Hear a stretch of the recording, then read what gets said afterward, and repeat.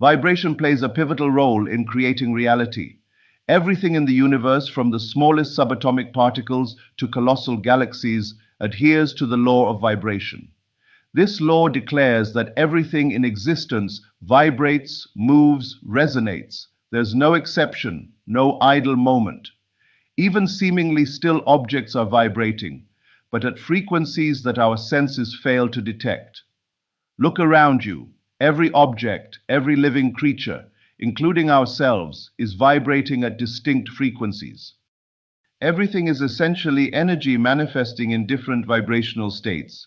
We, humans, are complex entities of vibrational energy. Our thoughts, emotions, physical state all influence the frequency at which we vibrate.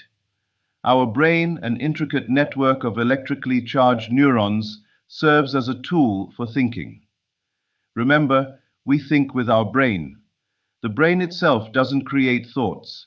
Each thought or emotion we generate sets up a vibration, influencing our overall vibrational state.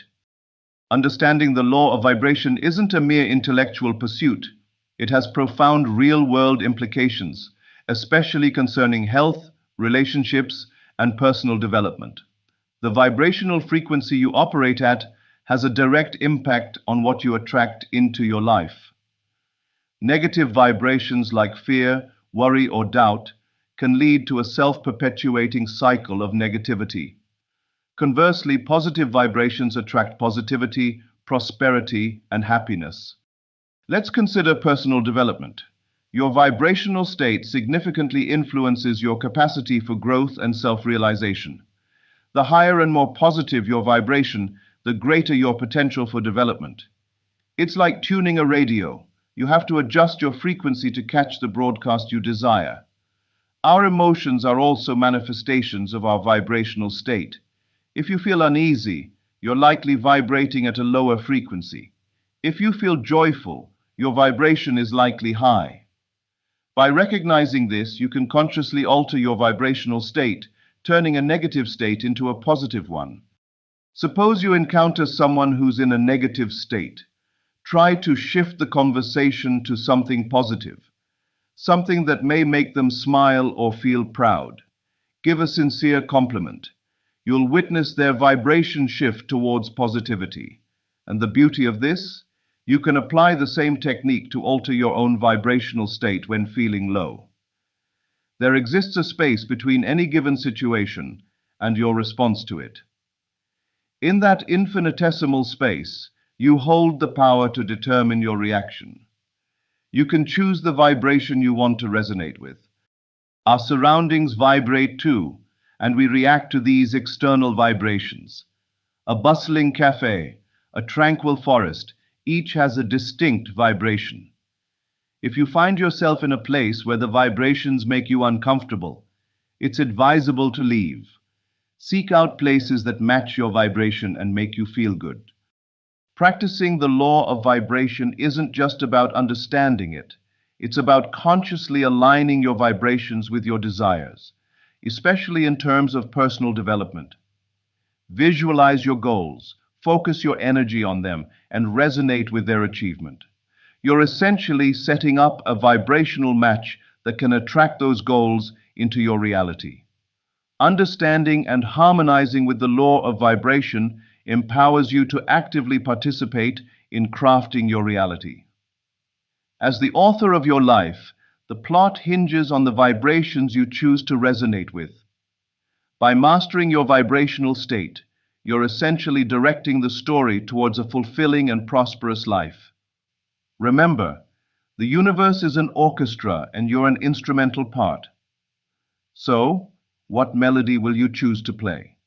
At a foundational level, the law of vibration also encompasses the law of attraction.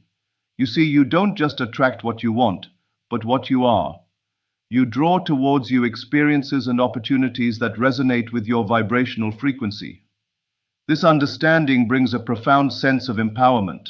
It liberates you from feeling a mere victim of external circumstances, revealing that you can influence your reality by adjusting your vibrational state. Consider the elements of nature: a serene lake, the tall rustling trees, the melodious birdsong, the breathtaking sunset. Have you ever wondered why these sights and sounds bring such a deep sense of peace? It is because nature vibrates at a frequency that is harmonious and balanced. Spending time in such environments can recalibrate our own vibrations, bringing us closer to a state of equilibrium and contentment. And the beauty of this universal law is that it is ever active, ever responsive. Even as you sleep, your vibrational frequency is at work, attracting experiences and situations that mirror your dominant vibrations. With practice and mindfulness, you can leverage this law to attract health, wealth, and happiness. The key is to consciously elevate your vibrations to match the frequency of your desires. Learning to harness the law of vibration is akin to learning a new language, the language of energy and frequencies. With fluency comes the ability to express, to create, and to transform.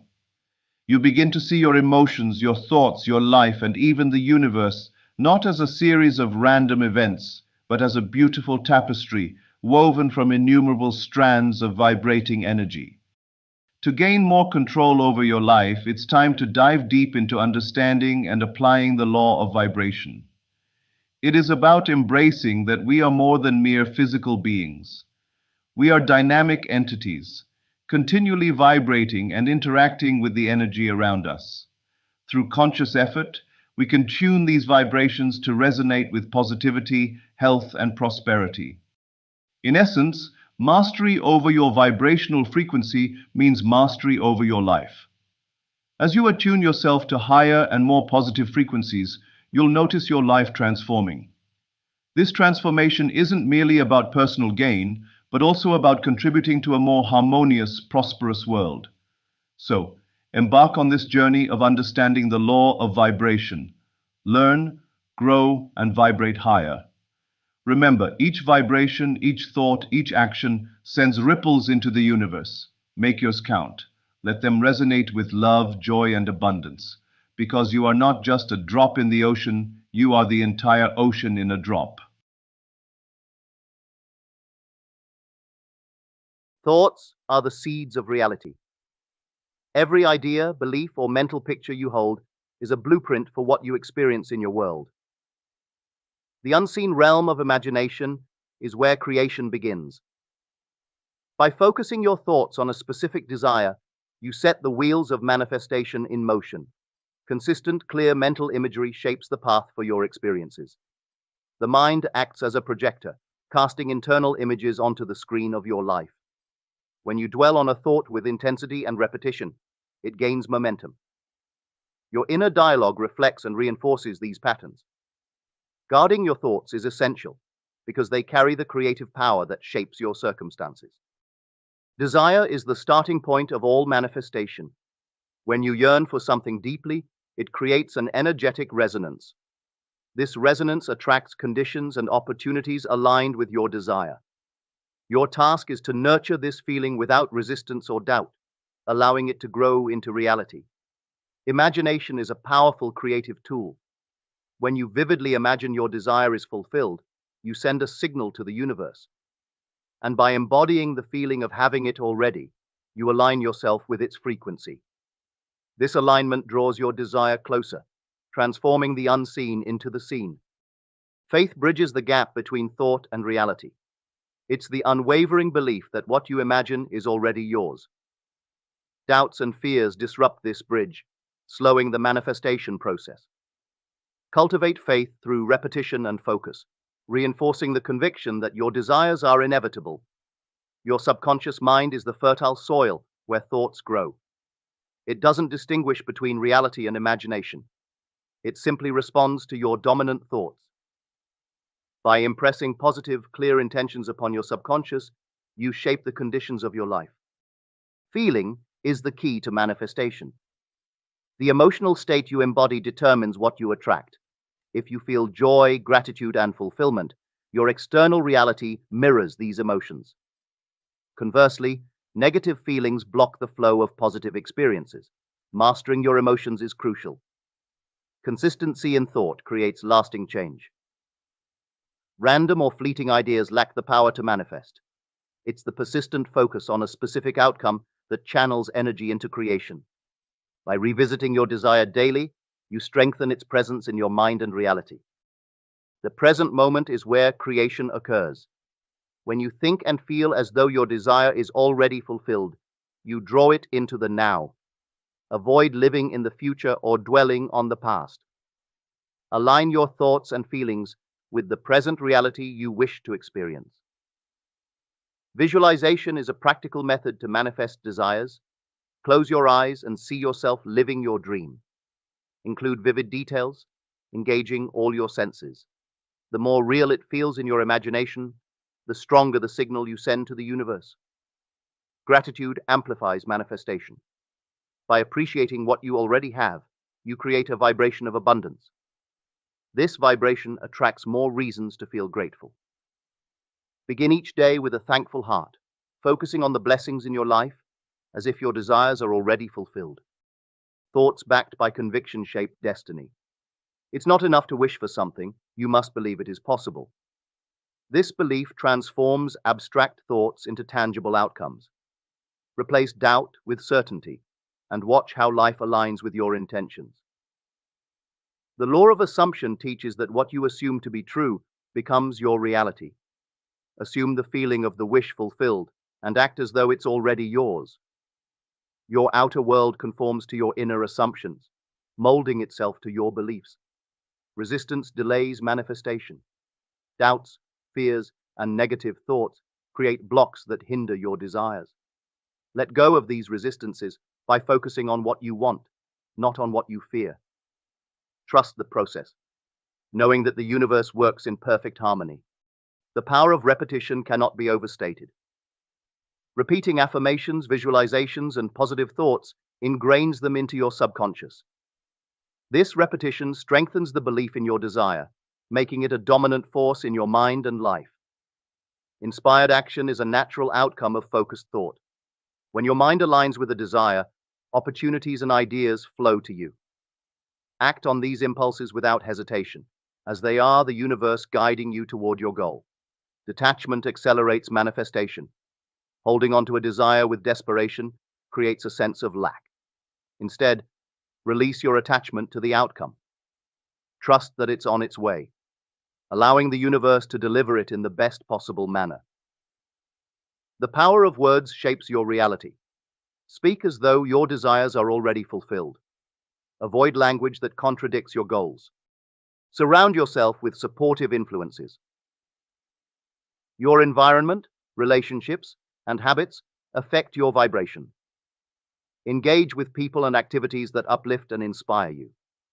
A positive environment amplifies your ability to manifest. Self-concept determines what you attract. If you see yourself as worthy and capable, you'll manifest experiences that reflect this belief.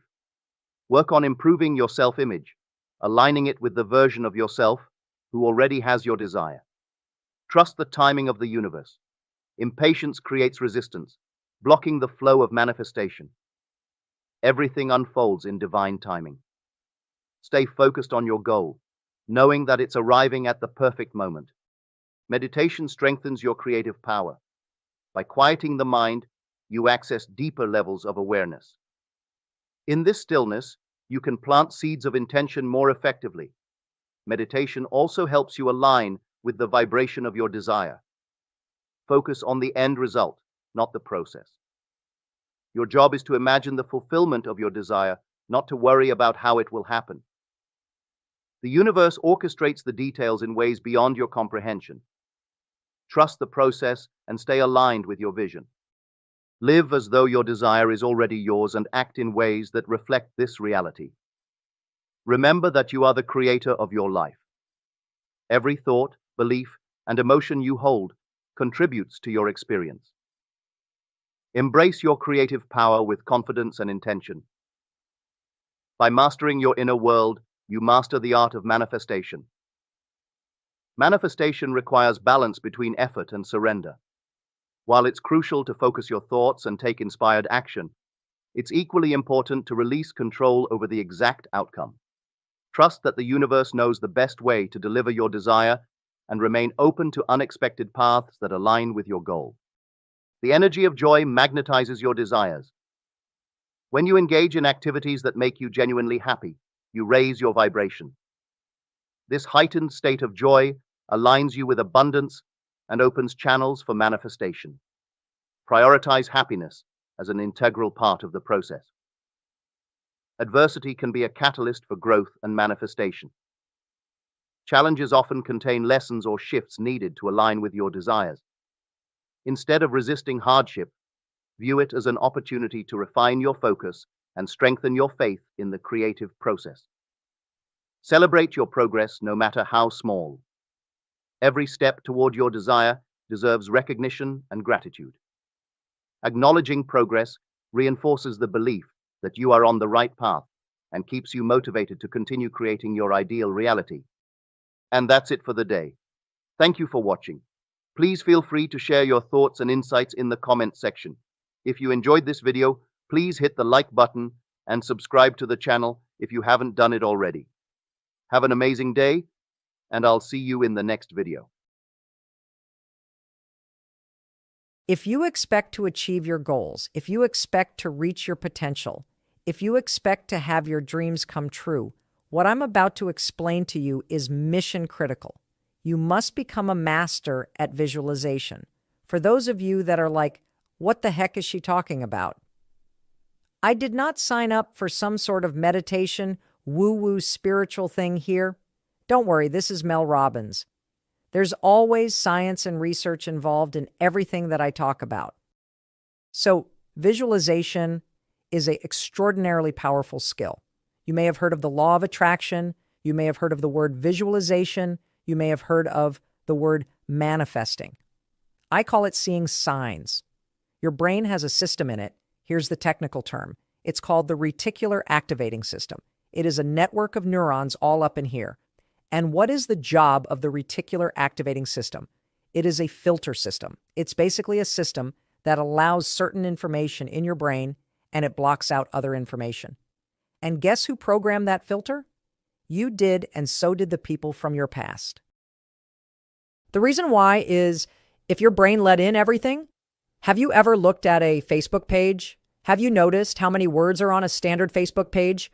And the ad over here, and the ad over here, and the ad right here, and the stuff up here, and all this over here. If your brain took in everything at equal value, your head would literally explode off your shoulders. Your brain would melt down. And so the reticular activating system protects your brain by filtering information and only letting in stuff that it agrees with. So that's the scientific reason and mandate for why you got to get busy reprogramming that thing. Now we're going to talk about how you use visualization in order to start to reprogram the reticular activating system in your brain so that your brain starts to spot opportunity. Your brain starts to spot evidence that things are working out. Your brain starts to spot coincidences so you can build momentum. And it begins with visualization. So as you take your goals, right? So you've written down all these goals, right? For this year. I want you to go to each one and I want you to do a visualization exercise. And here's how you're going to do it based on science, because there's a particular way you have to do this based on science. Okay? It's a two-step method. If your goal is to improve your self-worth, I want you to visualize what your life looks like and how you're going to feel about yourself when your self-worth has improved. There's two things that you have to do when it comes to visualization. You have to close your eyes. Truly, I know it sounds stupid, but I want you to close your eyes and I want you to, in your mind, have a specific picture of what it looks like in your life when your self-worth has improved. You're going to see yourself speaking up at work. You're going to see yourself talking more about your business. You're going to see yourself leaving bad relationships. You're going to see yourself defining boundaries. You're going to see yourself going to the gym. You're going to see yourself taking care of yourself. And when you start to visualize the image of that, I want you to consciously, this is step 2, consciously think of the positive emotions that you're going to feel. I'm going to feel happy. I'm going to feel proud. I'm going to stand taller. I'm going to be so grateful that I made this change. Marrying the specific picture. Oh, there I am. There I am. I'm at work and I'm raising my hand. Amazing. I'm sharing my idea. There I am. I'm getting a promotion. There I am asking for a raise. There I am. I've just signed up another customer to my business. There I am. I've gone back to school. I feel so good about myself. When you do that, here's what's actually happening in your brain. This is the science part. You are training your brain to have a totally different filter. You see, your brain, my brain, it doesn't know the difference between something that actually happened to you, like the F you got in your test in 10th grade, and the things you imagine that are happening to you. Let me say that again. Your brain doesn't know the difference between the bad things that actually happened to you, the real memories that you have, and an imagined memory that you're creating. Your brain will experience you visualizing going to the gym, you visualizing how happy you feel when you do, you visualizing asking for that raise and getting it, and how proud you're going to feel. Your brain, when you visualize in the way that I'm teaching you to, it encodes it as a real memory.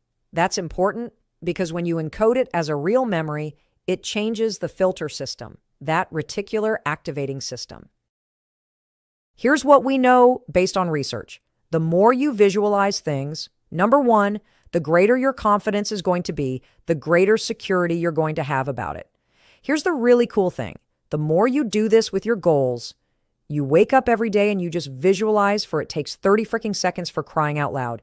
You visualize having a great day at school. You visualize curing your panic and how proud you're going to be. What studies suggest and have proven is that simply visualizing yourself doing things actually develops the skill and helps you improve the skills just as if you were actually doing it. There's proof based on research that visualization helps you build skills. Finally, the other thing that's really important about this is that the more that you do this, what we know based on research is that the reason why you start to believe what you think is because you are reprogramming your brain. You are changing the network of neurons that act as a filter. The more that you actually believe in yourself and you start thinking and visualizing yourself speaking up, the more confident you're going to become, the more skills that you're building, and you're actually going to do it. And then instead of looking for all the reasons when you're sitting in a meeting to not speak up, you're going to just speak up because you're going to have changed the filter. You're going to look for opportunities. This is how it works. This is why this is so incredibly important. And so day one, I want you to go through all the goals that you set, and I want you every single day throughout the next 30 days, you are going to spend 30 seconds. Your dreams deserve 30 seconds, don't you think? You're going to close your eyes and you're going to visualize what does it look like in your life when you have achieved your monetary goals this year. How does it feel to go to the bank and see that balance? How does it feel to be able to write that check and take your kids to Disney World on money that you made? How does it feel to be able to rent your own place or put down a down payment for the house you've always dreamt of? How does it feel to be able to have saved enough money so you can quit the job that you hate and launch the business because you have achieved your goals? It feels darn good. That's how it feels. And I want you to just savor that, because what you're doing when you visualize is you're reprogramming your reticular activating system, that system of neurons, that network that acts like a filter in your brain so that it's spotting opportunity, so that it is helping you see evidence that you are confident, that you are capable, that you can do this instead of all the garbage you think right now.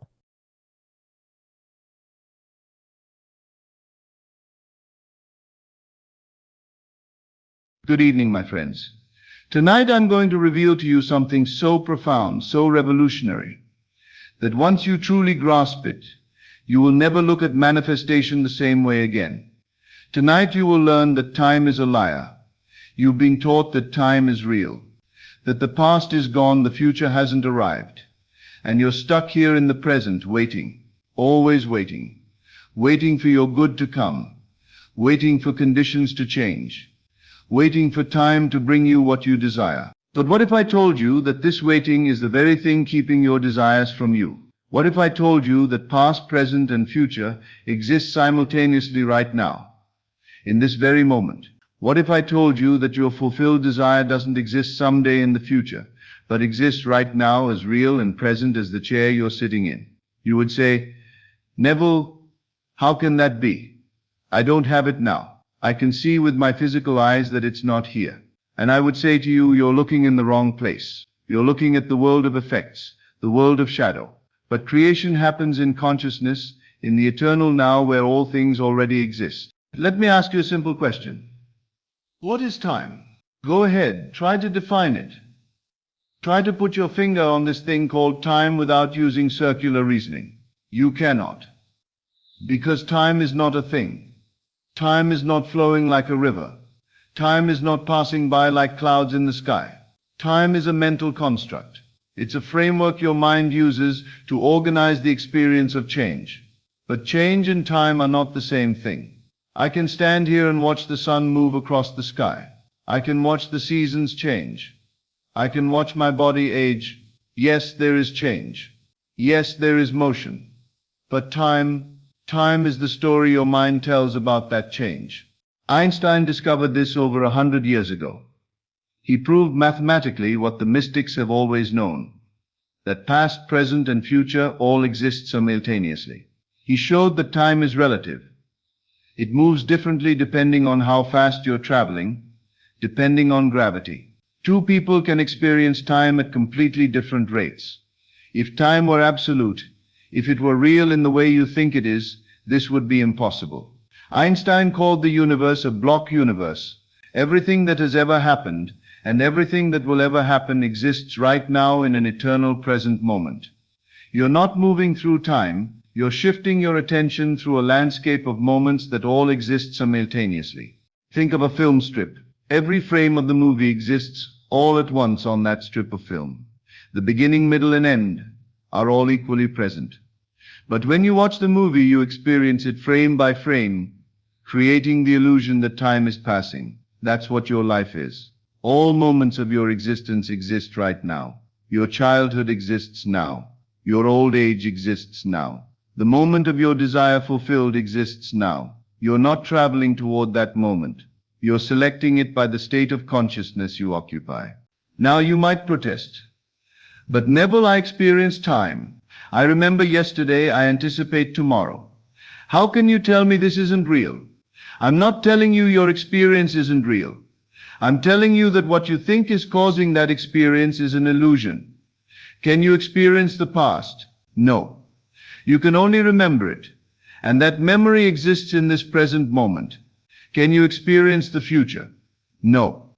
You can only imagine it. And that imagination exists in this present moment.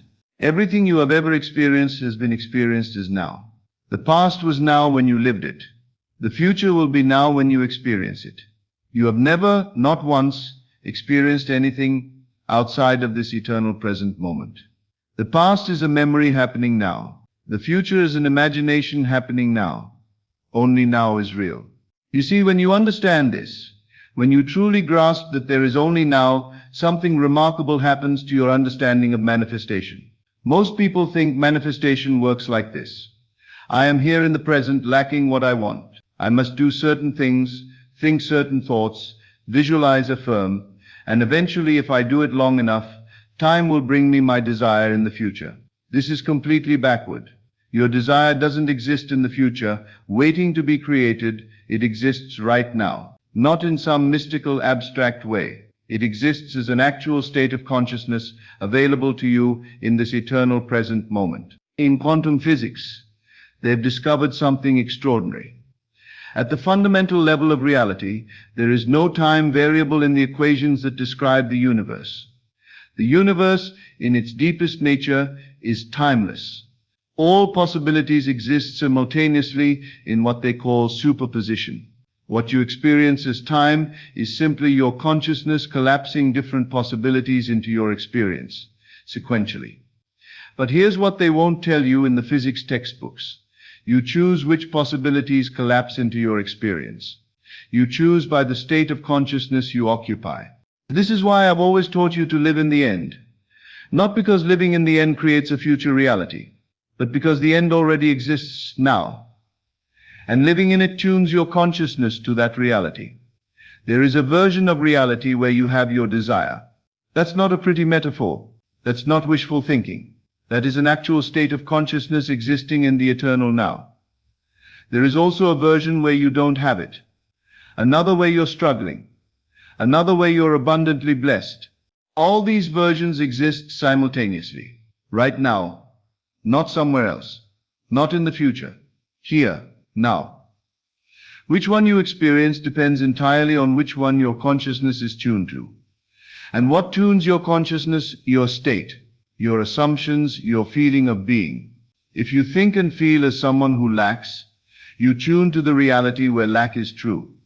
Not because you're creating that reality, it already exists, but because that's the frame your consciousness is selecting from all possible frames. But if you shift your state, if you begin to think and feel as the person who already has your desire, you tune to a different reality, one that exists just as surely, just as presently, as the one you're leaving behind. Now let me show you the greatest obstacle to manifestation. And it's so subtle that most people never recognize it. It's what I call psychological time. Psychological time is when you live between 2 points. The memory of what was and the anticipation of what will be. You're never here. You're always somewhere else in your mind. You think about your desire and immediately your mind does this. It references your past as evidence that you can't have it. Then it projects into the future hoping someday conditions will change.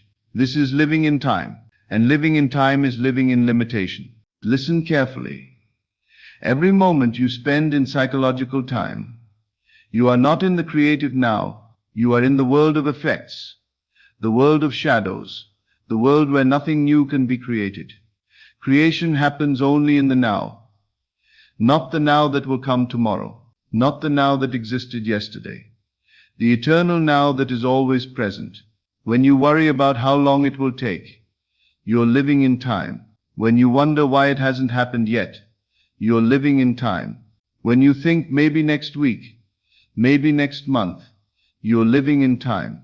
And all of that is keeping you locked in the very reality you're trying to leave. Here's what you must understand. The moment you ask when, you've already placed your desire in time. You've made it subject to time. You've given time power over it. But your desire is not in time. It exists in consciousness. And consciousness is timeless. I had a man come to me once who said, "Neville, I've been affirming and visualizing for 6 months. How much longer do I have to wait?" I said, "You'll wait forever if you keep asking that question."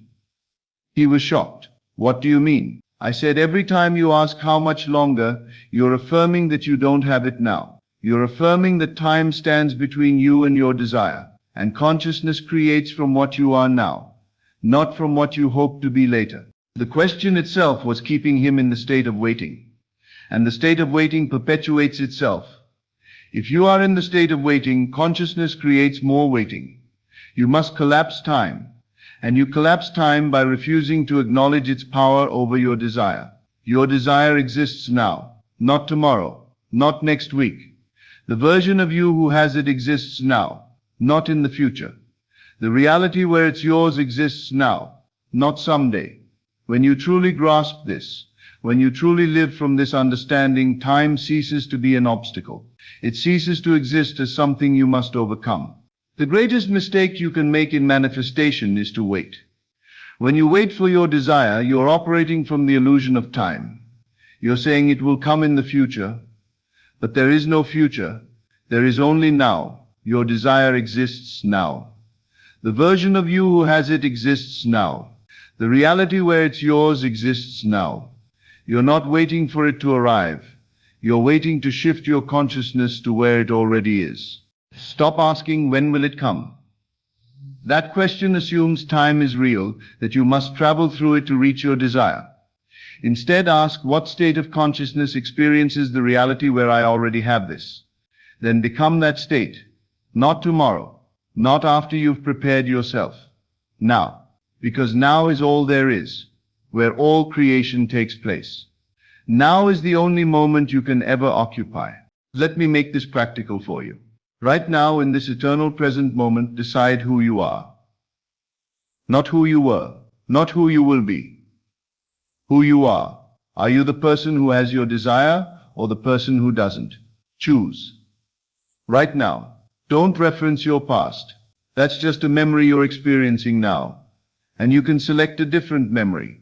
Don't project into the future. That's just an imagination you're experiencing now. And you can imagine differently. In this moment, in this eternal now, claim your desire as present reality. When you think of it, don't think, I hope it comes. Don't think I'm working toward it. Don't think maybe soon. Think it is. Present tense. Feel yourself as the person who has it. Not will have it. Has it now. This isn't preparation for the future. This is your present state of being. Throughout your day, whenever you catch yourself living in psychological time, referencing past failures, projecting future hopes, stop. Bring yourself back to now. In this moment, you are who you choose to be. You have what you claim to have. You experience what you feel yourself experiencing. Before you sleep tonight, I want you to do this. Forget about time. Completely ignore it. Don't think about your past. Don't think about your future. Exist only in now. In this now, assume you are the person your desire implies you to be. Don't imagine it coming tomorrow. Experience it now. Feel it, know it, be it. Fall asleep in that state. Let the last impression on your consciousness be the feeling of your wish fulfilled, not as something approaching, but as something that is. Do this not once, but persistently. Make it your habitual state, and watch as the world rearranges itself to match the state you've claimed in the eternal now. Time is not your master. You are the master of time. You're not bound by what happened in the past. That's just one frame of infinite possible pasts. You're not limited by an uncertain future. That future already exists, and you select which one by your present state. You are always in the now, the eternal, creative, all-powerful now. And in this now you are who you claim to be. You have what you claim to have. Stop waiting, stop hoping, stop preparing. Assume your desire fulfilled. Not tomorrow, right now. Live in the end. Not because the end will come, but because the end already is. Ignore time completely. It's a fiction, a shadow, a dream. The only reality is consciousness. And consciousness exists only now. Your desire is not coming. It already came. It exists now in the state of consciousness that experiences it. Occupy that state. Not later, right now. And you will discover what I have been trying to tell you all along. You are not waiting for your good to come to you. You are selecting which good already present you will experience. Time cannot limit you. Only your belief in time can limit you. So tonight, ignore time. Step into the eternal now. Claim your desire as present reality, and live from that state with absolute conviction. This is the secret. This is the power. This is the law. Thank you, and good evening. As always, thank you for joining me on this journey into the depths of consciousness. Remember, you are not here by accident.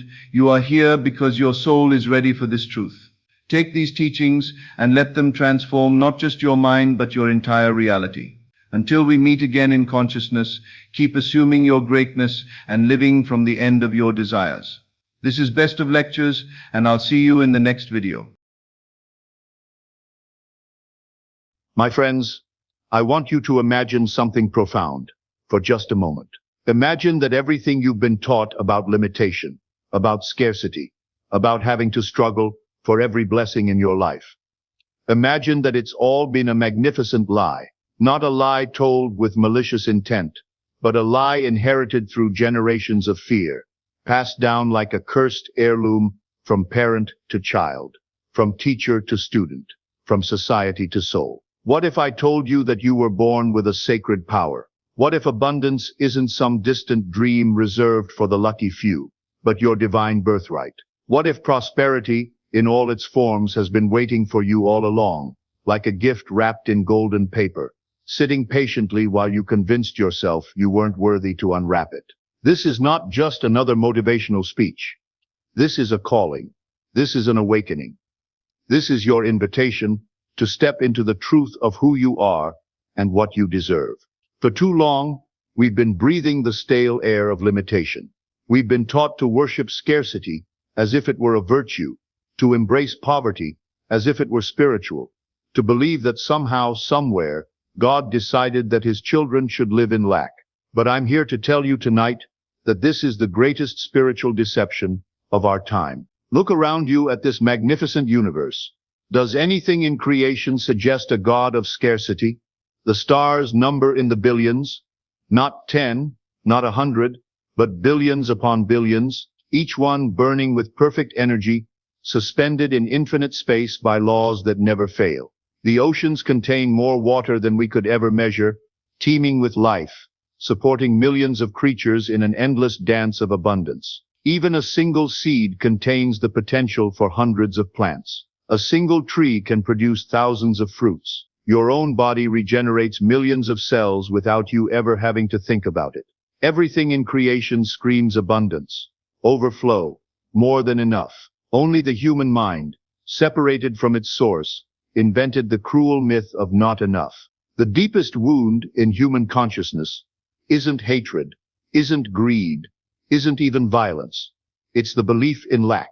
This is the original sin of our modern world, the first lie, the first error, the first denial of our divine nature. It whispers in our ears from childhood. There isn't enough. You aren't enough. You don't deserve abundance. But where did this lie come from? It came from generations of people who forgot their true identity. It came from religions that preached a God of judgment rather than a God of love. It came from societies built on competition rather than cooperation. It came from the fundamental misunderstanding of our relationship with the divine. When we truly understand the nature of God, not as a distant judge keeping track of our failures, but as the very source of all good, everything changes. God is not poor, my friends. God is not stingy. God is not keeping a ledger of who deserves what. God is abundance itself, and if you are made in His image, then abundance is your natural state. The universe is not a zero-sum game. When you prosper, you don't take anything away from anyone else. When you succeed, you don't diminish another's chances. When you live in abundance, you become a beacon of possibility for everyone around you. Your success gives others permission to succeed. Your joy gives others permission to be joyful. Your prosperity reminds the world that God's goodness is available to all. Now, I know what some of you are thinking, but what about humility?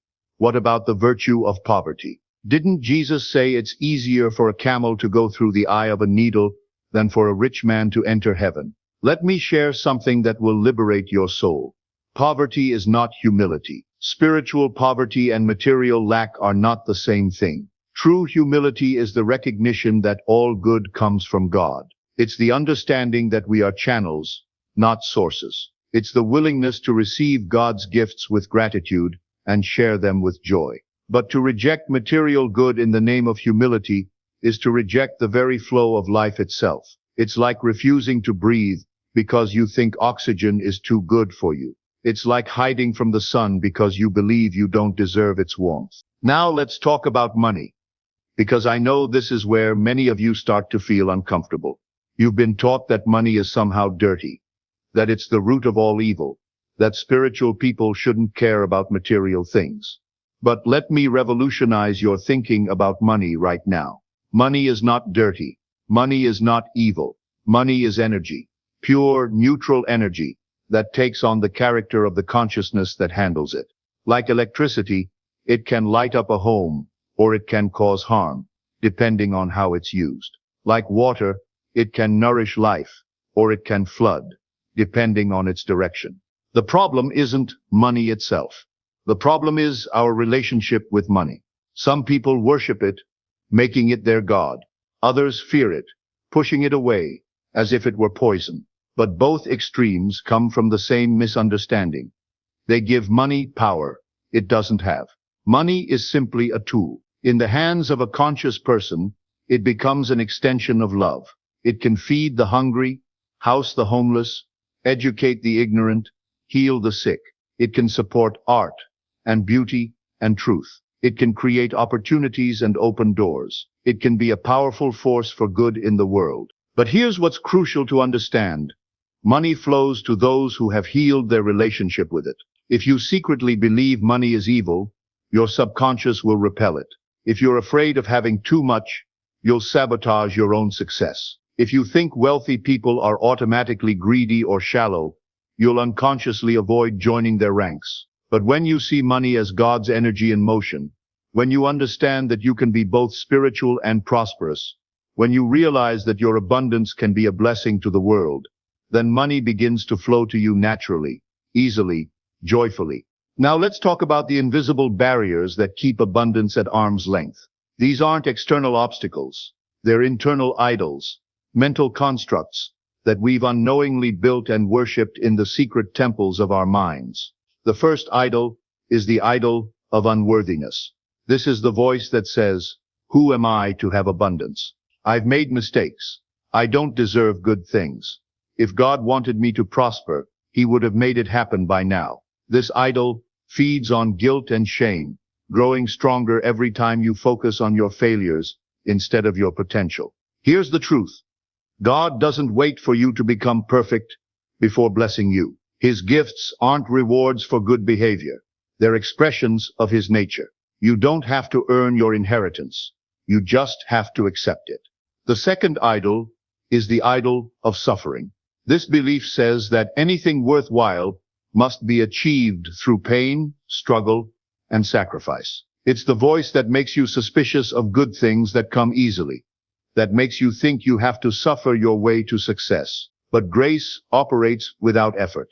The flower doesn't struggle to bloom. The sun doesn't strain to shine. True abundance flows naturally when you align with its source. You weren't born to suffer your way to fulfillment. You were born to allow the divine to fulfill its purpose through you. The third idol is the idol of comparison. This is the lie that says, if I have more, someone else will have less. It's the scarcity mindset that sees life as a competition rather than a collaboration. But God's abundance isn't limited. His blessings aren't rationed. When you prosper, you don't take anything away from anyone else. Instead, you become a proof of possibility. You become evidence that God's goodness is real and available. And here's where we get to the heart of everything. You are not a victim of circumstance. You are not at the mercy of fate. You are not powerless in the face of external conditions. You are a creative consciousness, made in the image of the Creator Himself. Every thought you think is a prayer. Every belief you hold is an instruction to the universe. Every expectation you carry is a magnet that draws experiences to you. This isn't mystical mumbo-jumbo. This is spiritual law, as real and reliable as gravity. Your outer world is a reflection of your inner world. If you want to change what's happening around you, you must first change what's happening within you. This doesn't mean you're to blame for every difficulty you face. It means you're empowered to transform every situation you encounter. When you truly understand this principle, everything changes. You stop seeing yourself as a victim and start seeing yourself as a creator. You stop reacting to life and start responding to it. You stop waiting for things to change and start being the change. But this power comes with responsibility.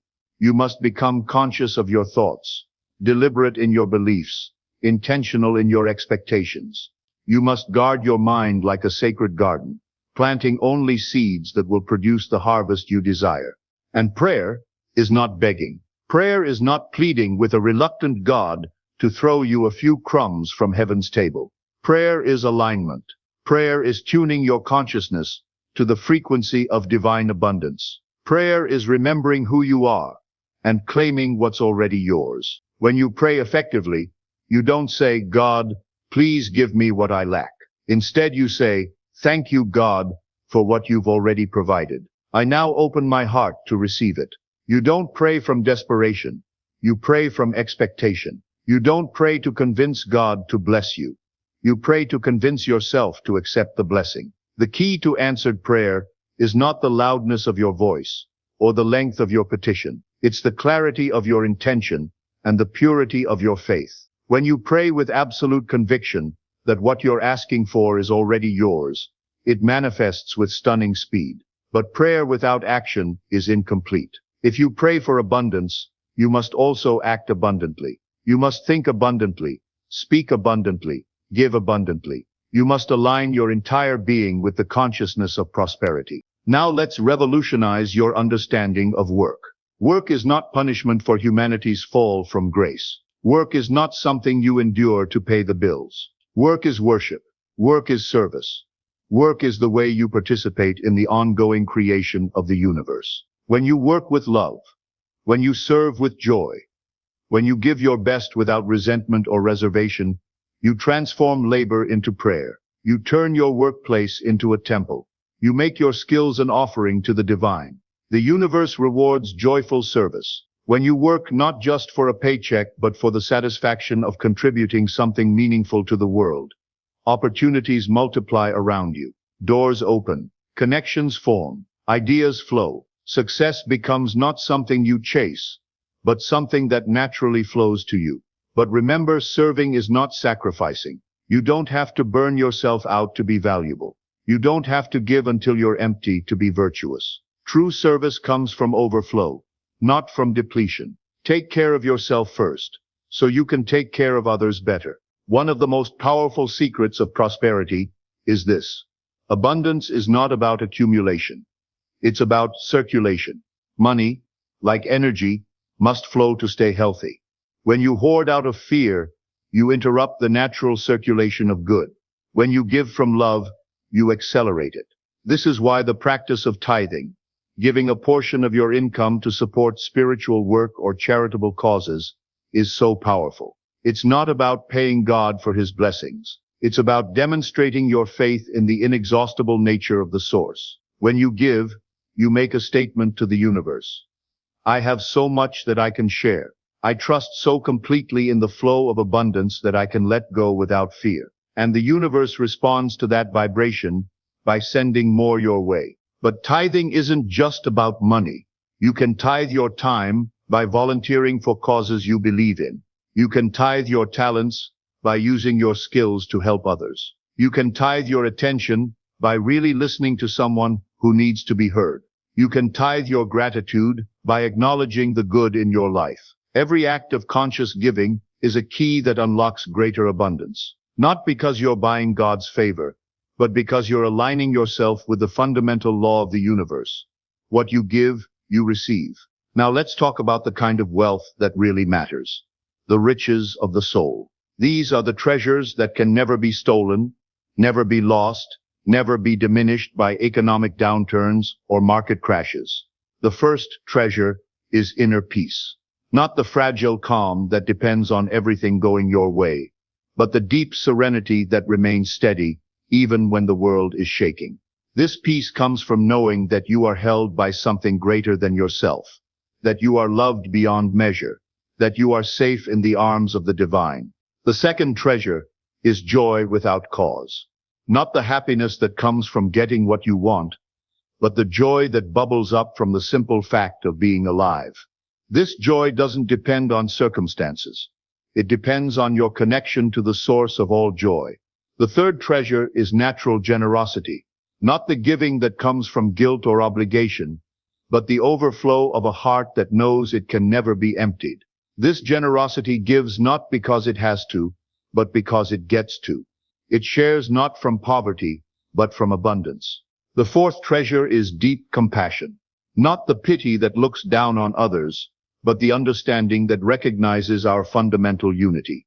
This compassion sees beyond appearances to the divine spark in every soul. The fifth treasure is intuitive wisdom, not the knowledge that comes from books alone, but the understanding that comes from communion with the divine. This wisdom knows what to do without being told, what to say without rehearsing, what to choose without agonizing. These are the riches that create all other riches. When you possess these treasures, external abundance becomes not a goal, but a natural consequence. The universe cannot help but respond to the vibration of a soul that is truly rich. And now we come to the most liberating truth of all. You have a divine inheritance, not metaphorically, not symbolically, literally. You are an heir to the kingdom of heaven, and that kingdom includes everything you need for a life of joy, purpose, and abundance. This inheritance isn't something you have to earn. It's not a reward for good behavior. It's not contingent on your performance or your perfection. It's yours by divine right, by spiritual birthright, by the simple fact that you are a child of the Most High God. But like any inheritance, it must be claimed. It must be accepted. It must be received with gratitude and used with wisdom. Too many people live at the gates of their own abundance, looking through the keyhole at what could be theirs, but never quite believing they deserve to walk through the door. Your inheritance includes health, not just the absence of disease, but vibrant vitality that allows you to fulfill your purpose with energy and enthusiasm. Your inheritance includes relationships, not just any relationships, but connections that nurture your soul and support your growth. Your inheritance includes creative expression, the ability to bring beauty and meaning into the world through your unique gifts. And yes, your inheritance includes material prosperity, not obscene wealth that corrupts the soul, but abundant provision that allows you to live freely, give generously, and serve joyfully. Money is part of your inheritance because money is simply energy, and you have the right to have energy flowing through your life. So, how do you make this transformation? How do you shift from a consciousness of scarcity to a consciousness of abundance? It begins with a decision to no longer accept limitation as your reality. Start by examining your thoughts. What do you think about money? What do you believe about success? What do you expect from life? If your thoughts are dominated by lack, fear, and limitation, then that's what you'll experience. But if you can shift your thoughts to abundance, gratitude, and possibility, your entire world will begin to change. Practice gratitude daily, not just for the big things, but for the small ones. Gratitude is the fastest way to shift your consciousness from scarcity to abundance. When you focus on what you have, you automatically attract more to be grateful for. Speak differently. Instead of saying, "I can't afford it," say, "I'm choosing to spend my money on other things." Instead of saying, "I'm broke," say, "I'm temporarily between blessings." Instead of saying, "Money doesn't grow on trees," say, "Abundance flows to me from multiple sources." Act abundantly. If you want to attract abundance, you must act as if you already have it. This doesn't mean being foolish with money you don't have. It means carrying yourself with confidence, making decisions from faith rather than fear, and treating yourself and others with the respect that comes from knowing you're a child of the King. Give generously. Even if you don't have much, give something. Give your time, your attention, your skills, your prayers. Giving breaks the dam of scarcity and allows abundance to flow. And as you step into your divine inheritance, as you claim your right to abundance, remember that your prosperity is not just for you. It's for everyone whose life you touch. It's for the people you employ, the causes you support, the family you provide for, the community you serve. Your abundance is your contribution to the healing of the world. When you prosper, you prove that God's goodness is real. When you succeed, you demonstrate that dreams can come true. When you thrive, you give others permission to thrive as well. This is not about being selfish. This is about being useful. This is about becoming a conduit for God's love to flow into the world. This is about fulfilling your purpose as a co-creator with the divine. My friends, we've reached the moment of decision. You've heard the truth about your divine inheritance. You've learned about the illusion of scarcity and the reality of abundance. You've discovered the power of your thoughts and the importance of your beliefs. Now you must choose. Will you continue to live in the prison of limitation, or will you step into the freedom of abundance? Will you keep believing the lie that you're not worthy of good things, or will you embrace the truth that you're a beloved child of the divine? The choice is yours, and the time is now. Your abundance is waiting. Your prosperity is ready. Your divine inheritance is calling your name. Stand up right now, not just physically, but spiritually. Stand up in your consciousness. Stand up in your expectation. Stand up in your faith. Declare with me, "I am a child of God, and I claim my divine inheritance.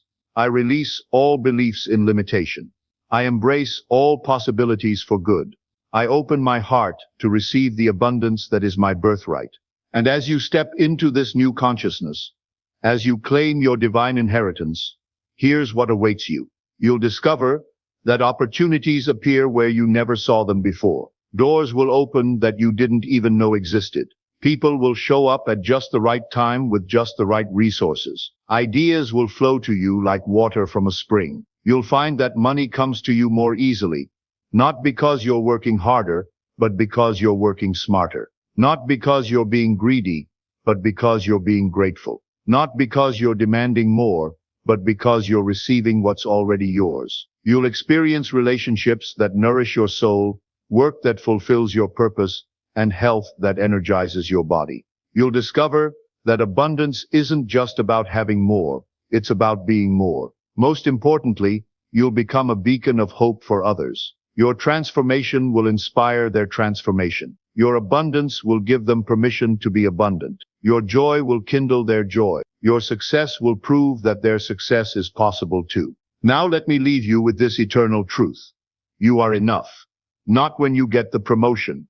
Not when you find the perfect relationship. Not when you reach some arbitrary goal. You are enough right now, in this moment, exactly as you are. Your divine inheritance is not a distant promise. It's a present reality. Your abundance is not a future possibility. It's a current truth. Your prosperity is not something you have to chase. It's something you simply have to accept. The kingdom of heaven is not a place you go to after you die. It's a consciousness you can enter right now. It's a way of thinking, a way of being, a way of living that transforms everything it touches. Welcome to your inheritance. Welcome to your abundance. Welcome to the life you were always meant to live. The door is open. The invitation is extended. The abundance is waiting. All you have to do is step through. What if I told you that every single thought you've had today, every worry, every doubt, every fleeting desire, was actually a prayer being answered right now? And what if I told you that the conversation you think you're not having with God is actually the most important conversation of your life? Stay with me, because what I'm about to share will shatter everything you think you know about prayer, manifestation, and your direct connection to the divine. By the end of this, you'll understand why some people seem to live charmed lives while others struggle endlessly. And more importantly, you'll know exactly how to shift from one group to the other.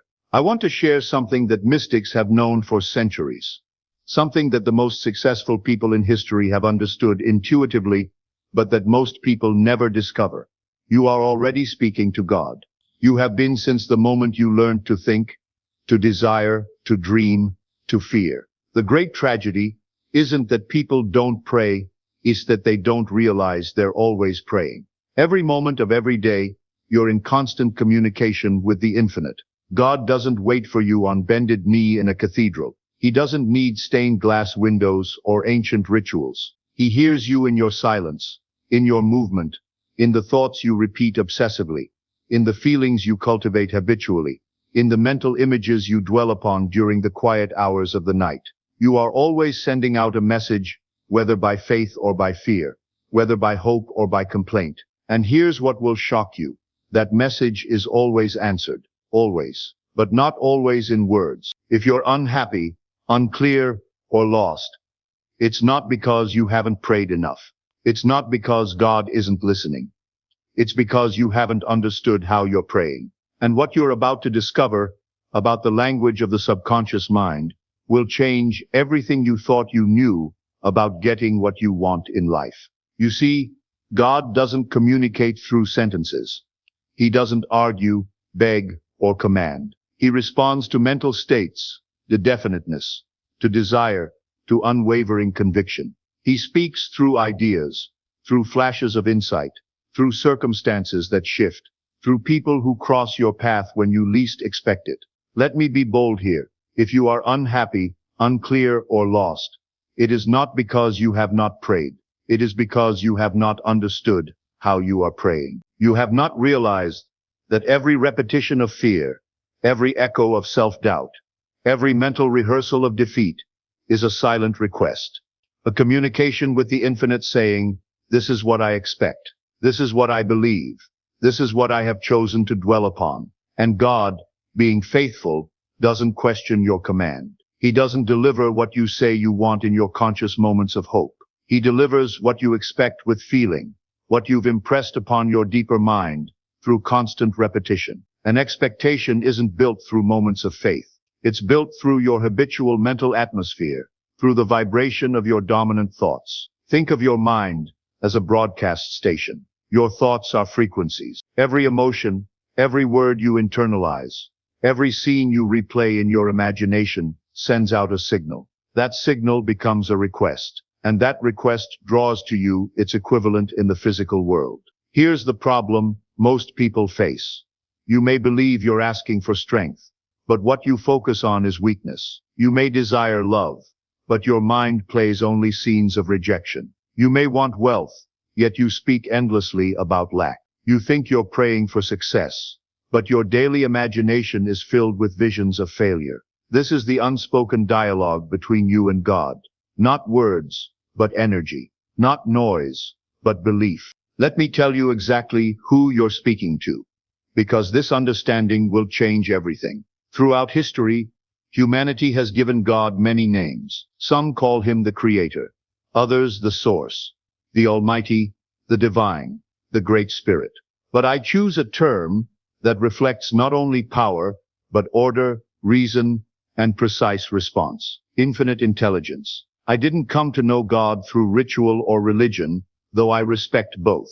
I came to know him through observation, through experience, through careful study of the most successful individuals of our time. I studied men like Carnegie, Edison, Ford, Rockefeller, men who built empires, shaped nations, bent entire industries to their will. And I asked myself, what is the unseen force that connects these men? They differed in temperament, in belief, in background, in education. But there was one thing they all understood, whether consciously or not.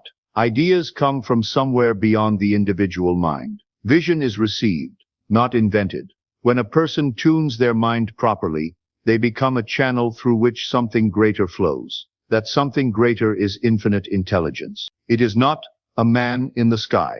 It is not a judge sitting on a throne, waiting to punish or reward. It is the source of all thought, the creative force behind all invention, all genius, all beauty. It is the field in which all possibilities exist, the original thinker, the origin of all power, the silent partner that never speaks aloud, but never misses a signal. Infinite intelligence is the unseen mind of the universe, responsive, creative, generous, but it does not move at random. It responds to definiteness. It responds to clarity. It responds to faith backed by emotion and sustained by repetition. And here's where most people fail catastrophically. They pray in desperation. They ask from a place of weakness. They beg, plead, and hope. But they don't understand the nature of what they're addressing. Infinite intelligence is not moved by noise. It is moved by alignment. It does not respond to chaos, but to order. Not to doubt, but to certainty. Not to fear, but to belief so strong, it becomes an unshakable knowing. Your subconscious mind is the secret transmitter that's been broadcasting your deepest beliefs. 24 hours a day, 7 days a week. And what it's been saying on your behalf might absolutely horrify you. But once you understand this mechanism, you hold the master key to reshaping your entire reality. If infinite intelligence is the source of all power, then your subconscious mind is the instrument through which that power flows into your individual experience. This is crucial to understand. You do not speak to God with your lips. You do not communicate through your conscious, reasoning mind. You speak through your emotionalized thoughts, your persistent beliefs, and the silent language of the subconscious mind. That is the channel. That is the transmitter. And that is where the real work begins. Your subconscious mind does not think. It responds. It does not judge. It does not debate. It does not question the logic or morality of what you feed it. It accepts whatever you give it, wraps it in the emotion you've attached to it, and passes it directly into the realm of infinite intelligence as your command. Every thought you repeat, especially when charged with strong emotion, whether faith or fear, is imprinted upon your subconscious. And the subconscious, obedient and faithful as a devoted servant, accepts that imprint as absolute fact. It then begins to operate your body, your habits, your perception, and yes, even your environment, in alignment with what you have declared to be true. This is how people create heaven or hell for themselves, not by what happens to them, but by what they believe deeply, emotionally, subconsciously is their rightful place in the world. Let me give you a perfect example. A man says, "I am tired of being poor. I want to be rich." He declares it once with conscious conviction. But then, within the very next hour, he complains about the economy. He dwells on what he lacks. He tells his friends that wealthy people are greedy. He speaks with envy about others' success. He walks with the posture of doubt. So tell me, what message has he really sent? What has his subconscious mind recorded and transmitted to infinite intelligence? Not the loud wish he spoke once in a moment of inspiration, but the quiet, repeated signals of lack, resentment, and self-sabotage that he's been broadcasting consistently for years. You must understand that the subconscious mind cannot lie, but it can be lied into submission. It is not concerned with the truth of your hopes. It is concerned only with the volume and consistency of your belief. And belief is not built with logic. It is built with repetition, emotion, and unwavering consistency. This is why I urge you to guard your thoughts not once, but constantly. To speak to yourself not as you currently are, but as you intend to become. To visualize daily not your past limitations, but your preferred future. To feed the subconscious mind not the crumbs of doubt, but the feast of definite purpose. When you do this, when your inner dialogue becomes strong, pure, and unwavering, the subconscious mind begins to shift. It becomes an instrument of power, rather than a vessel of limitation. Most people think faith is something you turn to in trouble, a last resort, a vague hope that somehow something somewhere will intervene on their behalf when all else fails. But I tell you now, faith is not hope. Faith is a spiritual law. Faith is the only medium through which you may consciously connect your thoughts with infinite intelligence. It is the wireless signal, the spiritual transmitter. And without it, no prayer, no desire, no vision, no matter how sincere, how desperate, how well-intentioned, will reach the realm from which true power flows. Faith is not built on words or wishes. It is built on feeling, deep inner conviction that what you desire is already yours in the realm of consciousness, even if not yet visible in your physical experience. Faith is belief made so vivid, so emotional, so habitual, that the subconscious mind accepts it without hesitation. And once it is accepted there, it becomes spiritual law in your individual experience. Infinite intelligence does not respond to what you merely say. It responds to what you believe. And belief is not measured by your public affirmations, nor by how loudly you declare your dreams at motivational seminars. Belief is measured by your daily emotional vibration. It's revealed in how you respond to obstacles, in how you persist when the going gets tough, in how you act even when the evidence is not yet visible. A person who has true faith walks differently. They carry themselves with an inner sense of direction, even when the path is not fully illuminated. They speak less about what is missing and more about what is moving. They wake with energy because they know they're aligned with something greater than themselves. They endure difficulties without collapsing because they understand that obstacles are often redirections, not rejections. Picture a seed. That tiny seed contains everything it needs to become a magnificent tree. But it will only realize its potential if it is placed in the right soil, given adequate water, provided with sunlight, and nurtured with consistency and care. Faith is the soil in which thought grows. It is the spiritual environment that allows invisible desire to take tangible form in the physical world. Without faith, your most brilliant thoughts die in the dirt of doubt. I have personally observed hundreds of people with brilliant plans and powerful ideas fail. Not for lack of intelligence, not for lack of opportunity, but for lack of belief. They spoke the right words. They set impressive goals. They had detailed strategies, but in their hearts, in their subconscious minds, they did not believe it was truly possible for them. Contrast this with a person of perhaps moderate talent, but unshakable faith. They do not speak in terms of if, but when. They do not ask for signs. They move as if the signs have already been given. They do not wait for permission from the world. They act as if they've already received divine authorization. And because they believe before the evidence arrives, the evidence begins to appear. Doors open. Circumstances shift in their favor. The right people show up at the right time. Ideas flood their consciousness. Resources become available. And the world, as if obeying some unseen instruction, begins to bend in their favor.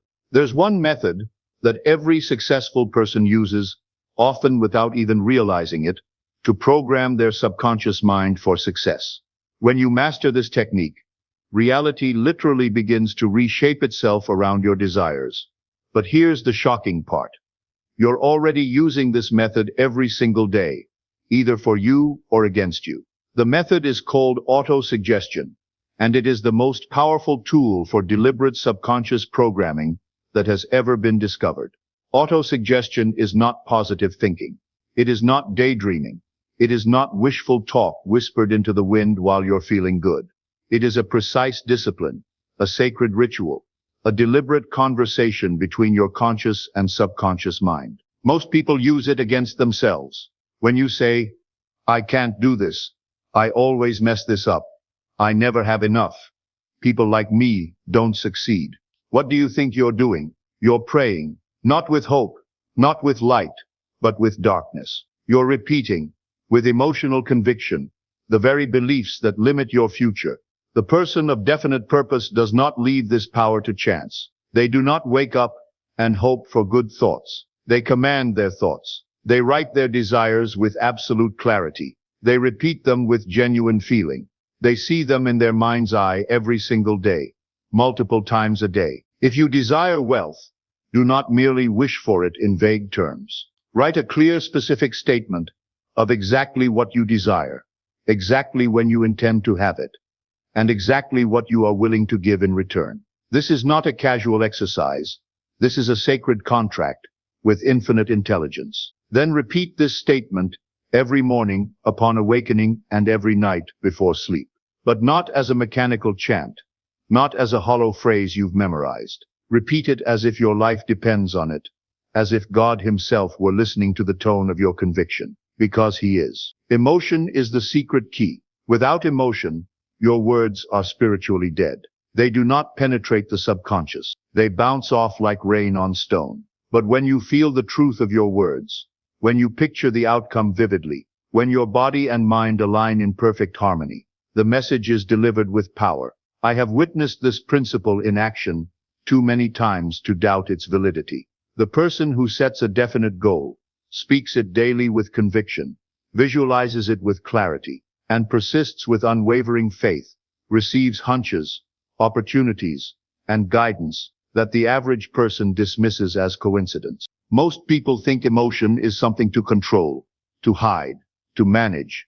But what if I told you that emotion is actually your direct hotline to God? That without the right emotions, your prayers are basically spiritual static.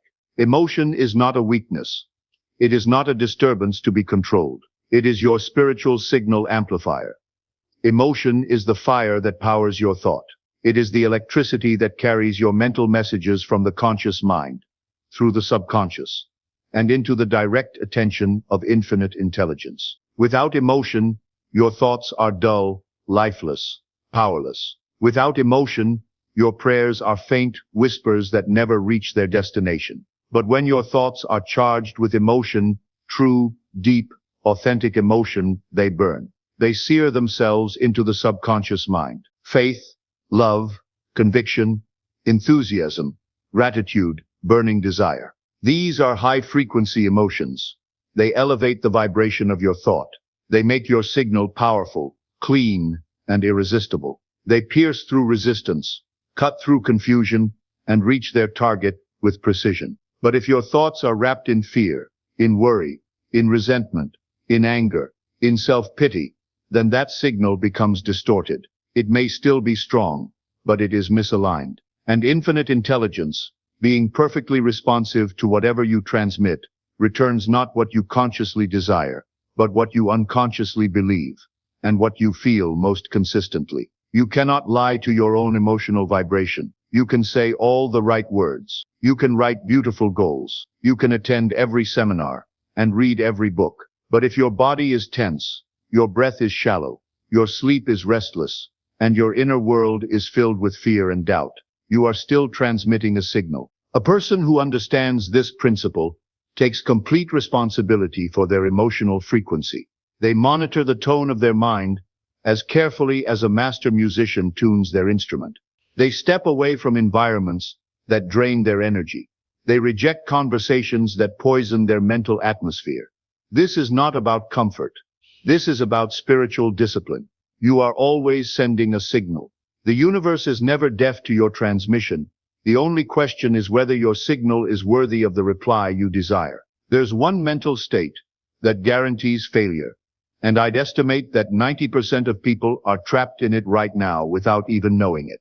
Drifting is the most dangerous mental state a human being can enter. It is the condition of a mind no longer under conscious control, a mind that reacts instead of creating, that responds instead of initiating, that moves, yes, but with no destination, no design, no definite purpose. Drifting is the mind that checks the clock, but never examines the vision. It is the mind that consumes endless information, but never creates anything of value.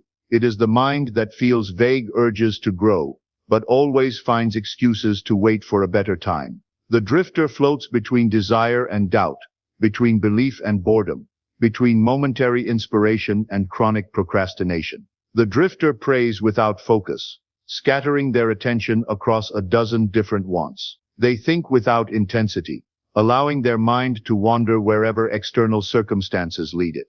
And worst of all, they repeat the same confused, anxious, contradictory thoughts day after day, week after week, year after year, completely unaware that every single one of these thoughts is a silent instruction being delivered directly to their subconscious mind.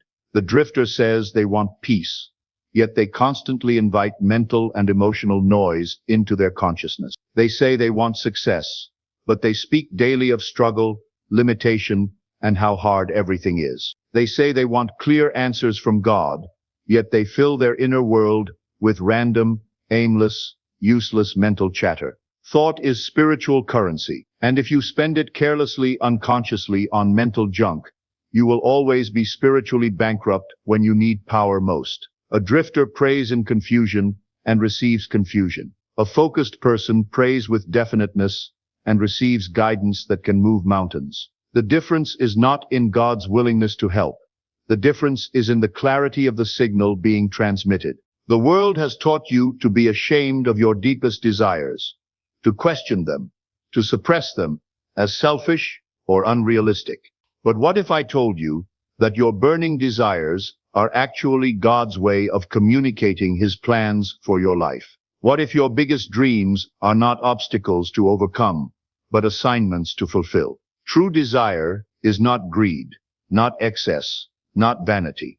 Desire is divine alignment, a signal from the deepest part of your spiritual nature that whispers, "You were made for more than this." When infinite intelligence seeks to accomplish something in the physical world, it does not send a lightning bolt from heaven. It sends a burning desire into the heart of a human being, a quiet but persistent fire that says, "This is yours to do. This is your assignment. This is why you are here." Most people ignore that fire. Most doubt it.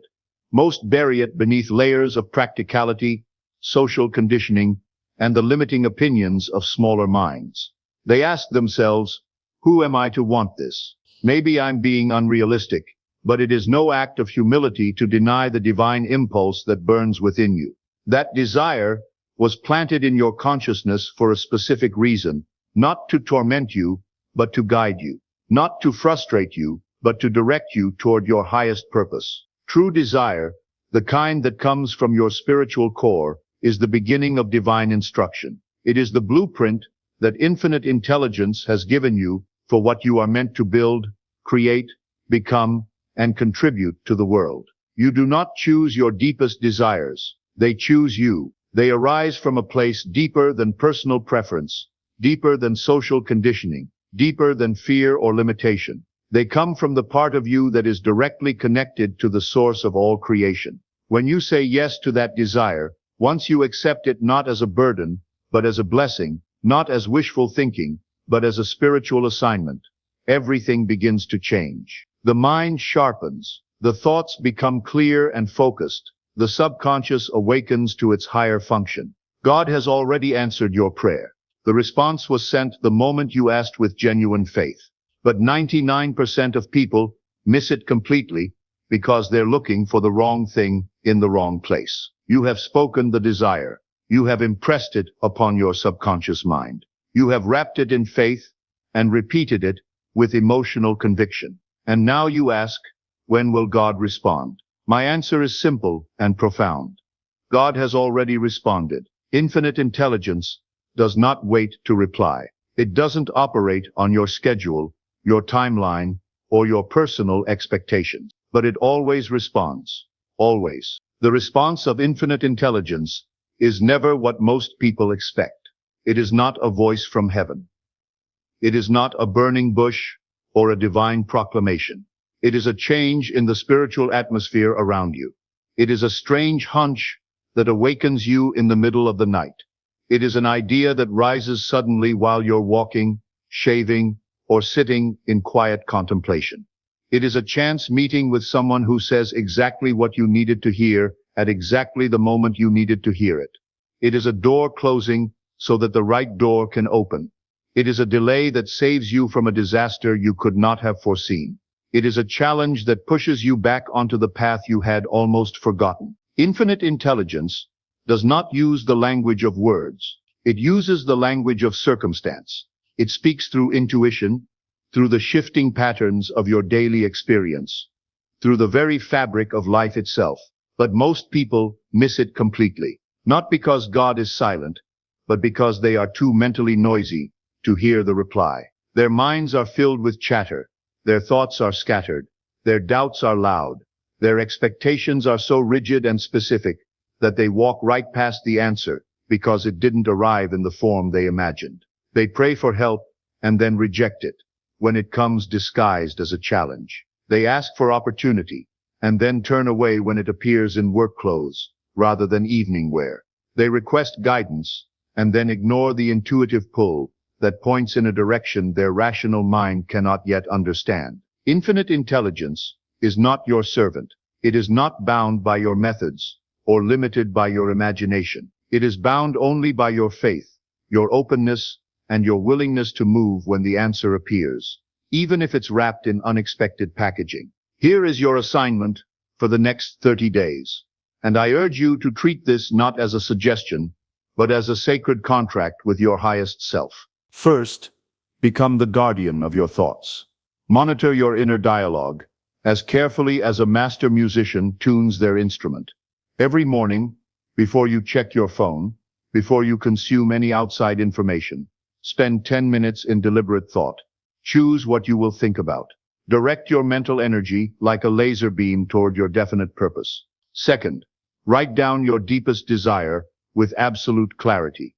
Not a vague wish, not a general hope, but a specific, definite statement of exactly what you want, exactly when you want it, and exactly what you are willing to give in return. Make this your prayer, your contract, your spiritual blueprint. Third, repeat this statement every morning upon awakening and every night before sleep. But repeat it with genuine emotion, with unwavering conviction, with the certainty that you are speaking directly to the creative force of the universe. Feel the truth of your words. See the outcome in vivid detail. Make it real in your imagination before it becomes real in your experience.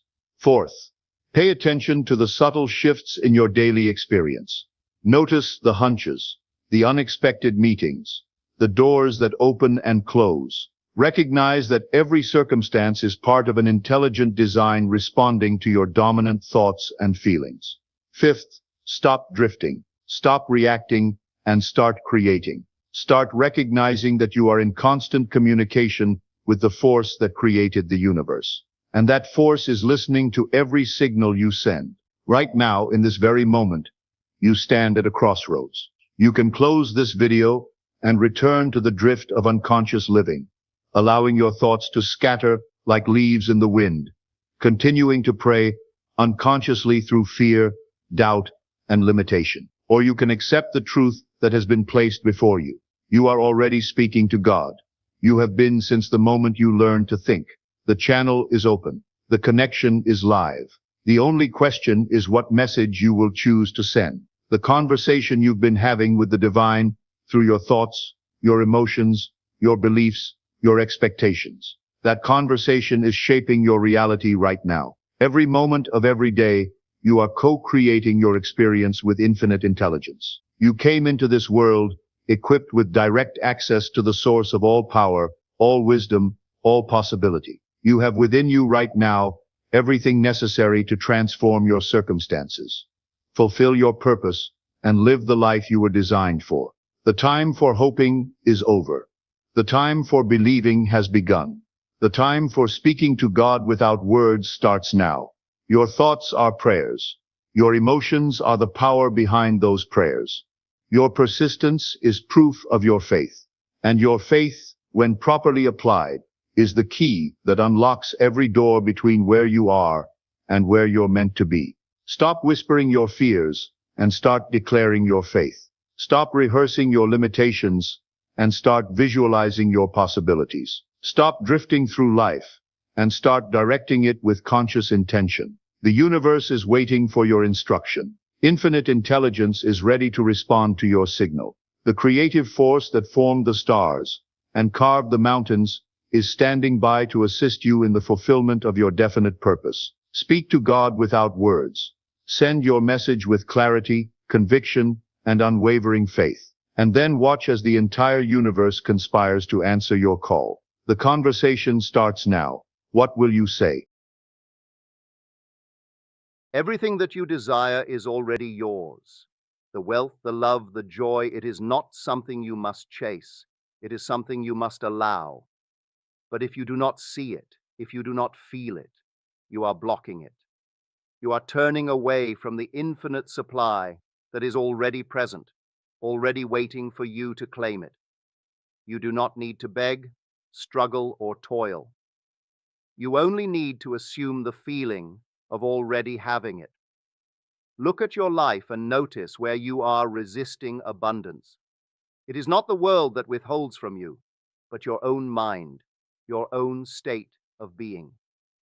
Every time you say, I can't afford this, or I am struggling, or it never works out for me, you are shutting the door on the very thing you wish to receive.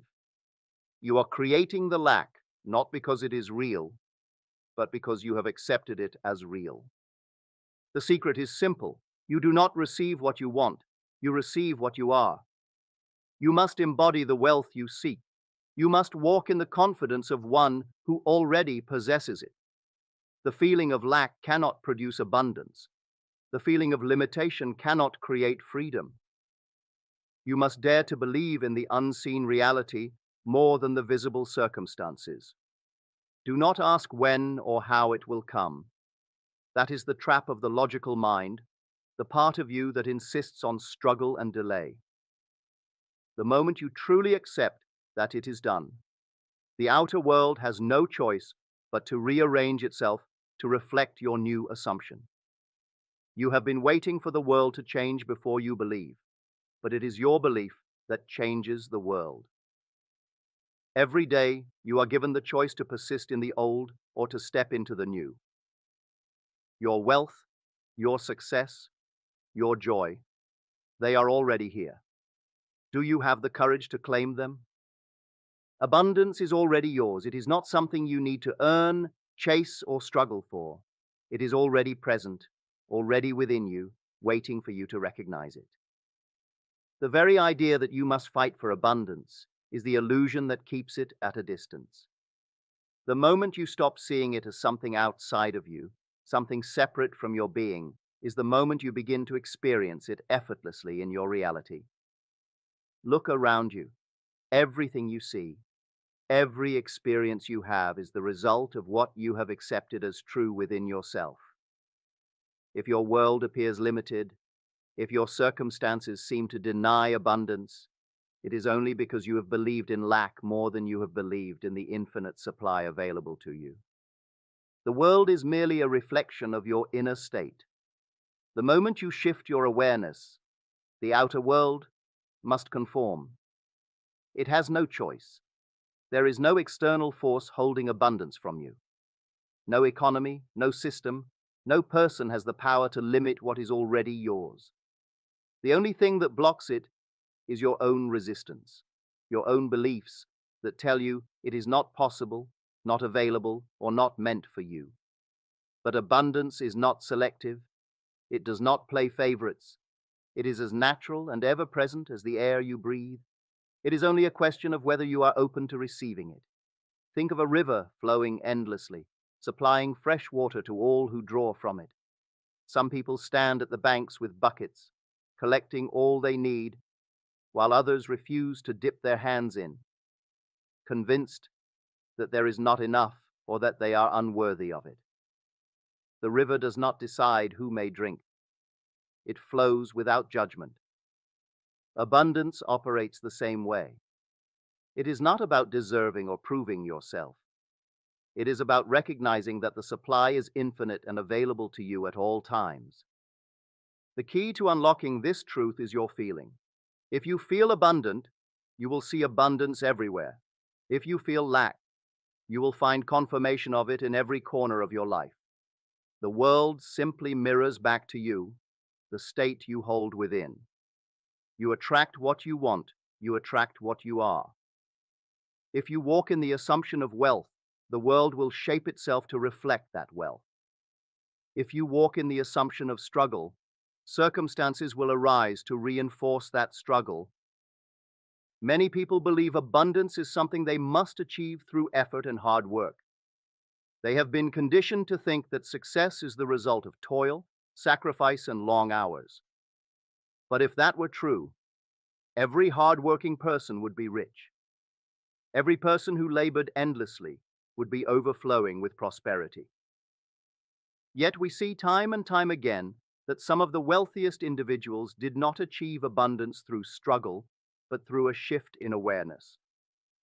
They saw themselves as wealthy before their external world reflected it. They embodied the state of abundance within, and the world had no choice but to follow. You do not need to force abundance to come to you. You only need to stop blocking it. You do this by letting go of the thoughts, beliefs, and feelings that keep it away. Every time you say, "I can't afford this, money is hard to come by," or "I never have enough," you are closing the door on abundance. You are declaring to the universe that lack is what you believe in, and so lack is what you will experience. But the moment you shift your inner dialogue, the moment you begin to say, "Wealth flows to me easily. I always have more than enough, and everything I desire is already mine," you are opening the floodgates. Your words, your emotions, and your assumptions are the key to unlocking all that you seek.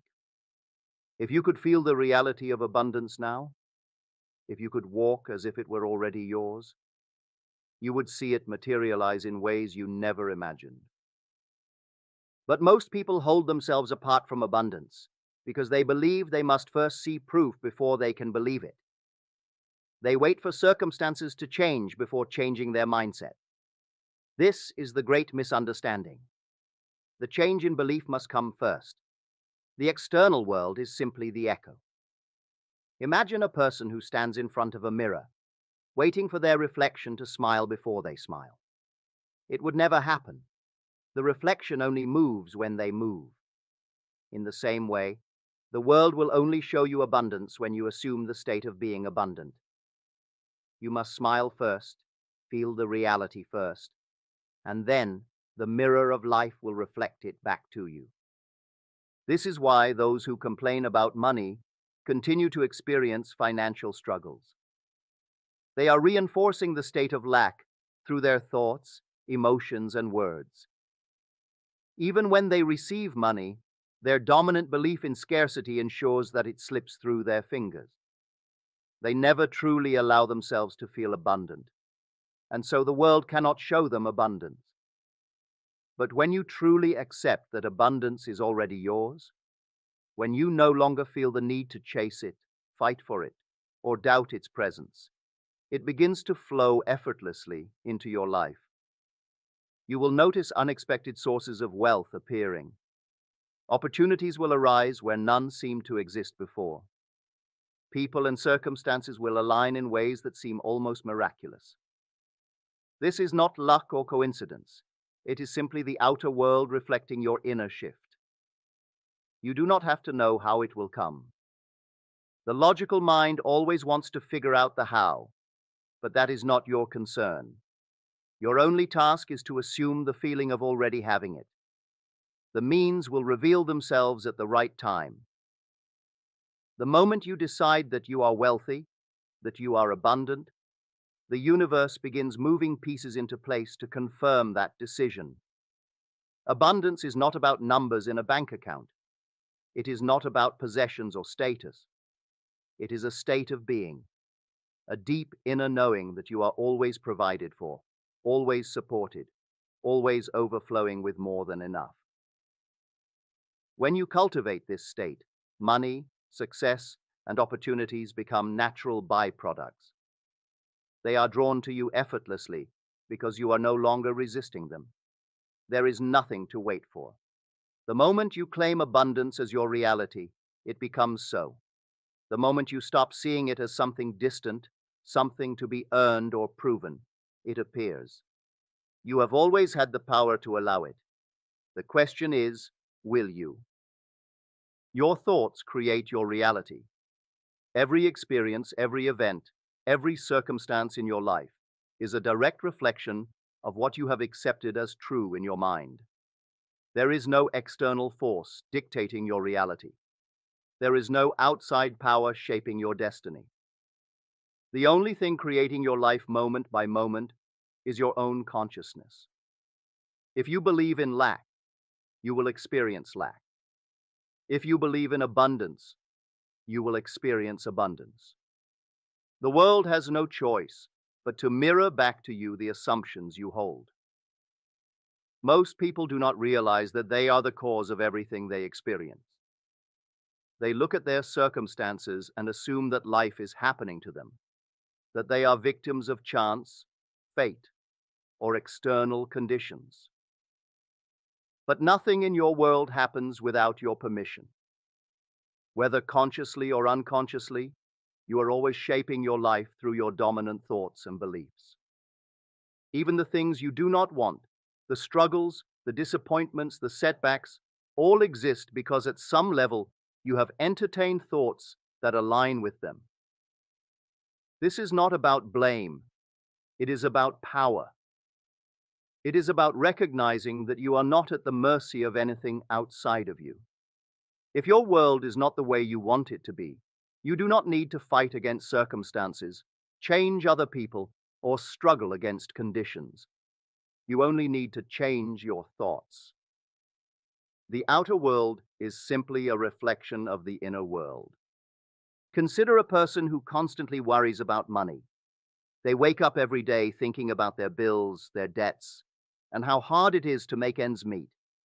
They talk about their financial struggles to anyone who would listen.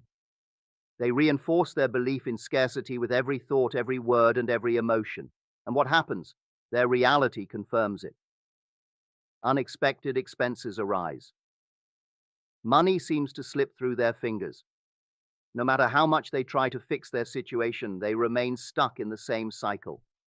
This is not because the world is cruel or unfair. It is because they are knowingly holding themselves in a state of lack through their thoughts. Now imagine another person who, despite not yet having great wealth, believes deeply that they are financially abundant. They do not allow temporary appearances to shake their faith. They speak as if they are prosperous. They think as if money flows to them effortlessly. They feel the reality of financial freedom even before it appears. And what happens? Opportunities begin to arise. Unexpected income comes their way. The right people, the right circumstances, and the right ideas seem to align perfectly. They did not have to struggle for it. They simply assumed the state of abundance, and the world conformed. This is not wishful thinking. It is a fundamental law of reality. You do not receive what you want. You receive what you are. Your subconscious mind does not respond to empty wishes or fleeting desires. It responds to what you consistently believe to be true. If you wake up every day feeling like a failure, the world will confirm that instead. There is no randomness in this process. The law is precise and unfailing. The only reason people struggle is that they do not realize they are always creating, whether they intend to or not. If you allow negative thoughts to dominate your mind, you will experience a negative reality. If you allow positive, abundant thoughts to fill your consciousness, your world must reflect that. It is as simple as planting seeds. Whatever you plant in your mind will eventually grow into your experience. Look at the thoughts you have been entertaining. Are they thoughts of fear, doubt, and limitation? If so, your life will mirror those feelings. Are they thoughts of confidence, joy, and abundance? Then your reality will reflect those states instead. The universe is not punishing or rewarding you. It is simply responding to the energy you put out. The mistake most people make is believing that they need to see proof before they can change their beliefs. They say, "I will believe in abundance when I see more money in my account," or "I will feel loved when the right relationship appears." But they have it backward. The belief must come first. The feeling must come first. Only then will the external world shift. Think of it like a thermostat. If you set a thermostat to a certain temperature, the environment adjusts to match it. If the temperature drops below the setting, the heater turns on. If it rises above the setting, the air conditioning kicks in. Your dominant thoughts and beliefs work the same way. They act as the set point for your reality. If you have a mental set point of struggle, your subconscious will constantly adjust your reality to match that struggle. If you set your mind to abundance, your subconscious will bring circumstances that reflect that abundance. You may wonder, but how do I change my beliefs if my current reality seems so real? The answer is simple. Stop reacting to appearances. Do not let what you see dictate what you believe. Instead, let what you believe dictate what you see.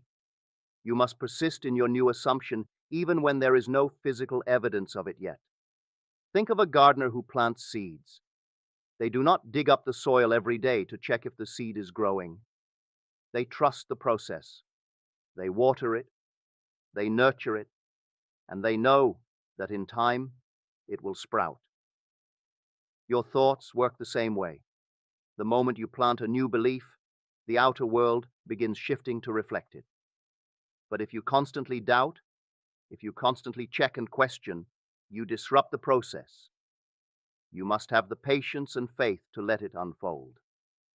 This is why imagination is so powerful.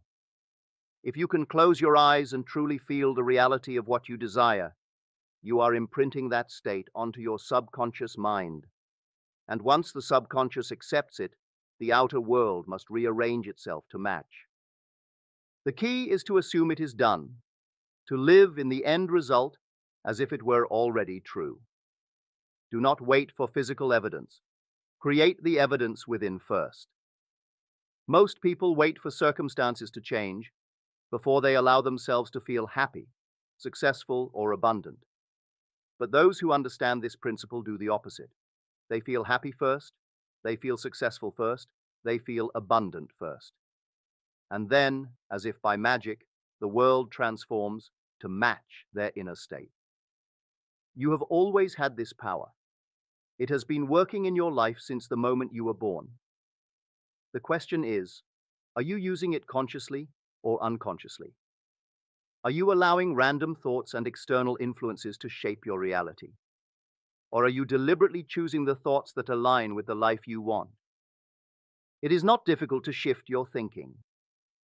It only requires awareness and consistency. If you catch yourself dwelling on lack, fear, or limitation, stop immediately and replace those thoughts with something better.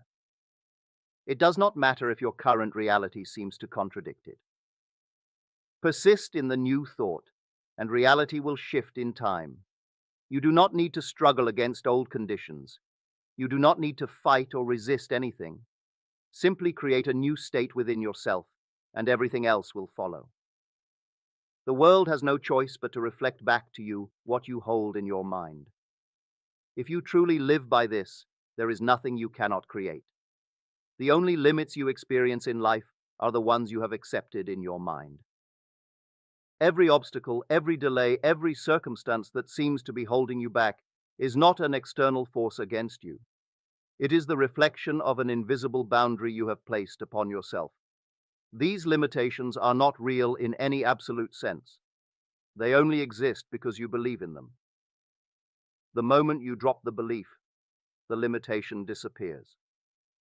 Think of the ways you have convinced yourself that something is not possible.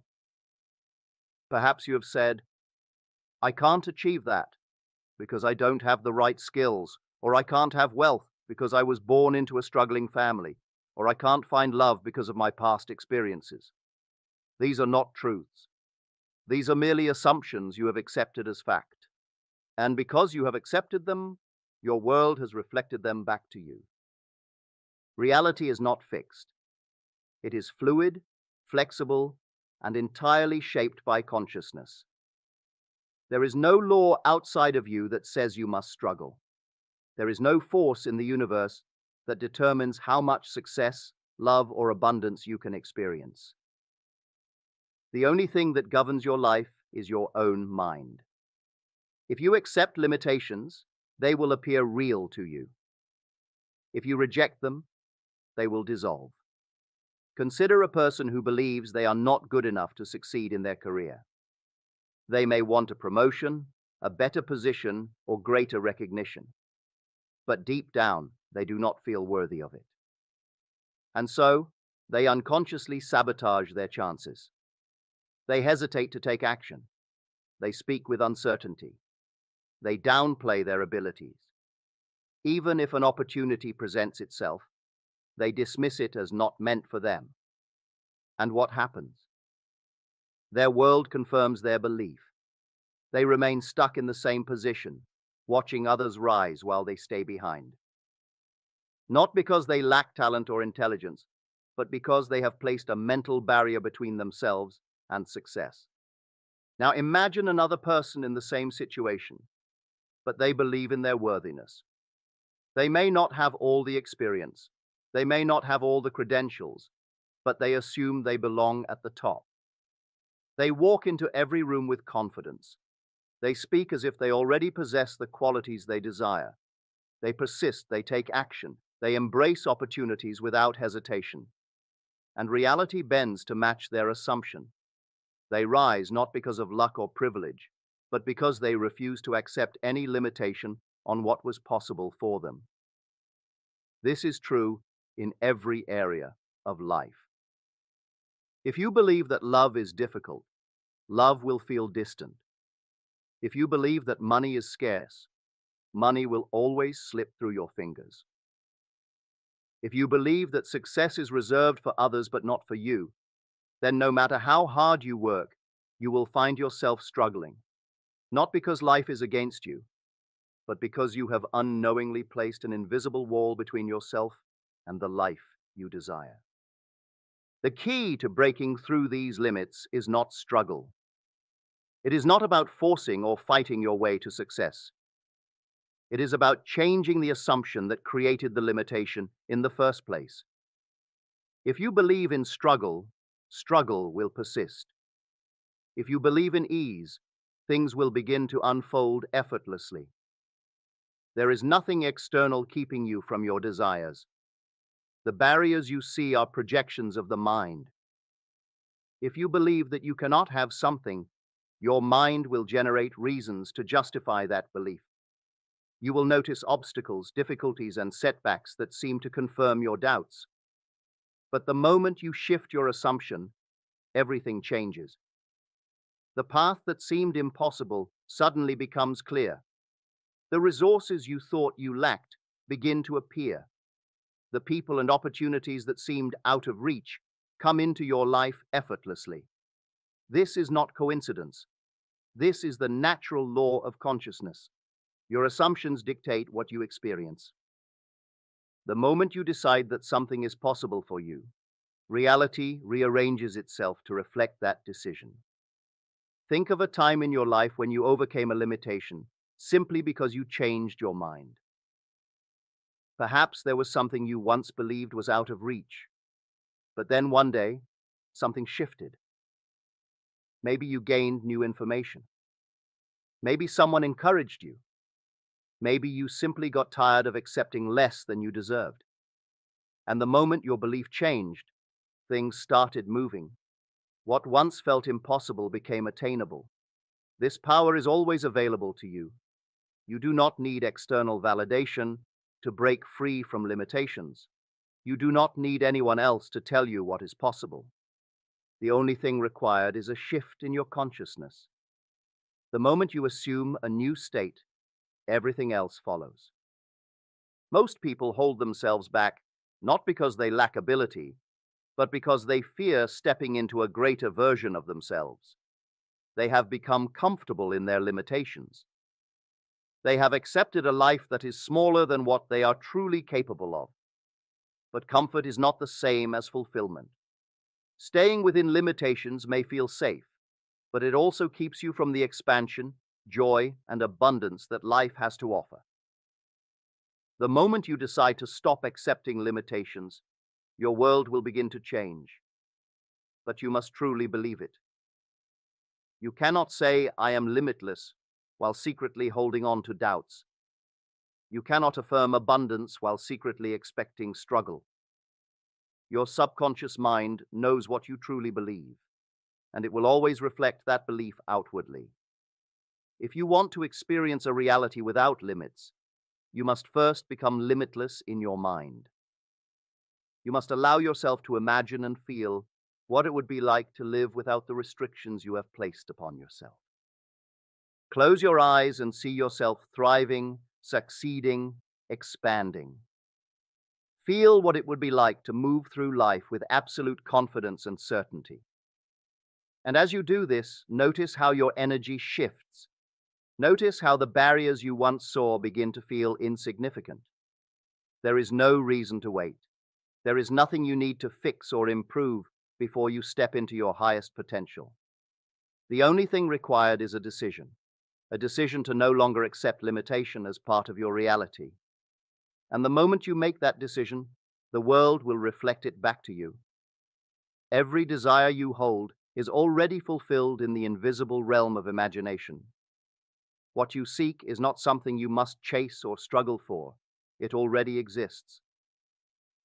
The only reason it remains unseen in your physical world is that you have not fully accepted it as real. The moment you accept it, the moment you embody the feeling of already having it, reality must conform to your assumption. Imagination is not fantasy. It is the creative power that shapes your reality. There is no outside force controlling your life. There is no destiny written for you that you cannot change.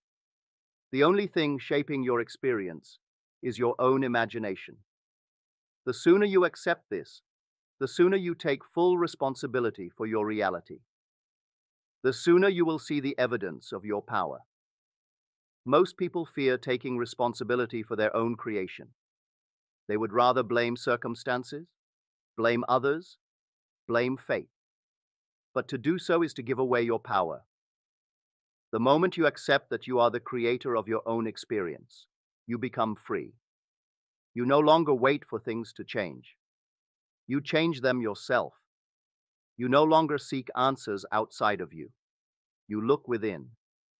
All things are possible to the one who believes. This is not just a saying, not just a hopeful idea. It is the law of reality. The only thing determining what is possible for you is what you believe to be possible. The moment you expand your assumptions, The moment you accept a new reality in your mind, the world will adjust itself accordingly. There is no limitation except the ones you place upon yourself. There is no external force holding you back. There is only your own acceptance or rejection of what is possible. The world is not separate from you. It is you reflected back at you.